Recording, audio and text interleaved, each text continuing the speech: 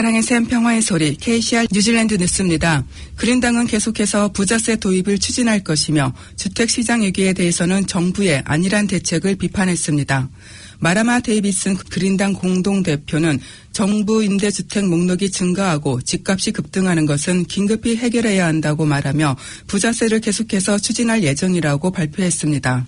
그는 많은 주택 소유자들이 평균 소득자보다 자본이득으로 더 많은 돈을 벌고 있다고 지적했습니다.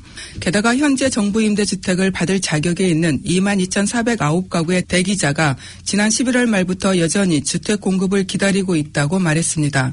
그린당은 불평등에 기여하는 엄청난 부동산 투기를 막기 위해 부자세와 양도소득세와 같은 공정한 세제를 계속 추진할 것이라고 덧붙였습니다.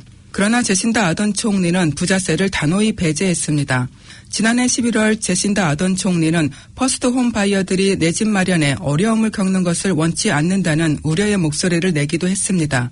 하지만 지난 12월에는 대부분의 뉴질랜더들에게 집은 가장 중요한 자산이라며 주택시장 붕괴는 이러한 중요한 자산에 영향을 미친다며 입장을 바꾸었습니다. 레이버 파티를 제외한 여러 정당들이 계속해서 오르고 있는 주택 가격에 대해 정부의 긴급한 조치를 요구하고 있습니다. 내셔널 파티의 주택 담당 니콜라 율리스 의원은 정부 임대주택에 등록하는 신청자들의 수가 작년 11월 22,400명을 넘어서면서 9월보다 1,000명이 더 늘어난 것으로 밝혔습니다.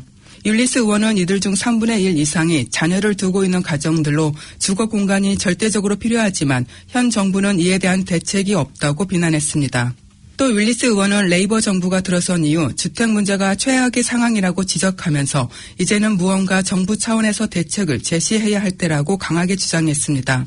정부는 현행법들로 개발업자들이 주택 공급에 많은 제약을 받고 있다며 이에 대한 완화로 주택 공급을 빠르게 늘리는 방안을 검토해야 한다고 율리스 의원은 말했습니다.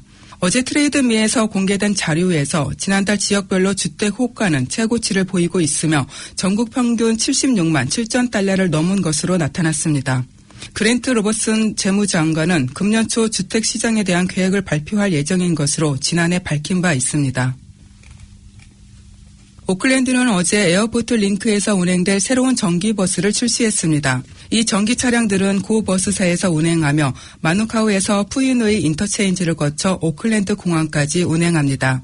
9대의 전기버스는 JW 그룹의 지원을 받아 중국 회사인 유통이 만든 것으로 단 한 번의 충전으로 전 구간에 운행이 가능하며 최대 78명의 승객을 태울 수 있는 것으로 알려졌습니다.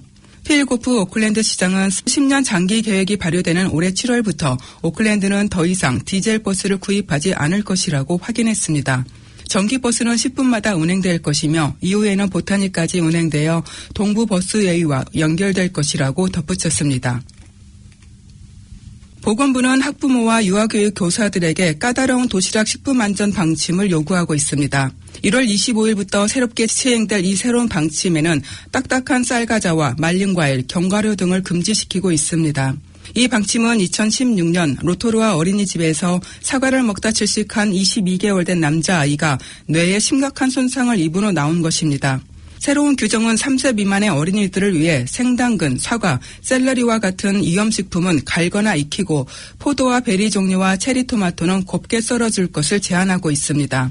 그러나 가족 영양가 전문가인 줄리 보세일 박사는 이번 규정은 실용적인 제한은 아니라며 당근과 사과는 썰어두면 갈색으로 변하기 때문에 매우 비현실적이라고 지적했습니다.